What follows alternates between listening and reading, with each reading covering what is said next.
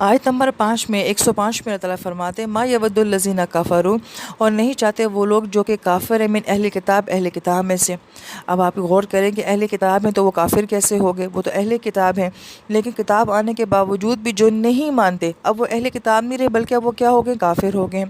وللمشرکین، اور نہ ہی مشرکین یہ بات چاہتے ہیں، کیا نہیں چاہتے؟ ان ینزل علیکم من خیر من ربکم، کہ اللہ تعالیٰ کی طرف سے کوئی خیر بھی جو ہے تو مسلمانوں کے اوپر نہ آئے۔ جبکہ واللہ یختص برحمتہ من یشاء، اللہ تعالیٰ چاہتے ہیں جس کے لیے اپنی رحمت کو خاص فرما دیتے ہیں۔ واللہ ذو الفضل العظیم، اللہ تعالیٰ کی ذات تو بہت زیادہ فضل کرنے والی ہستی ہے۔ تو اس آیت مبارکہ میں ان کا حسد جو ہے وہ بیان کیا جا رہا ہے کہ نبی علیہ السلام بنی اسماعیل میں سے کیوں آگے، ان کے پاس قرآن کیوں آتا ہے، ان کو فتوحات کیوں ملتی ہیں، لوگ ایمان میں کیوں داخل ہو رہے ہیں۔ تو گویا کہ کسی کی ترقی اور خوشحالی کو دیکھ کے جلنا جو ہے تو اللہ تعالیٰ فرماتے ہیں کہ یہ تو اللہ تعالیٰ کی ذات ہے، جس کو جو نصیب کر دے، اس میں کسی انسان کا کوئی عمل دخل نہیں ہو سکتا۔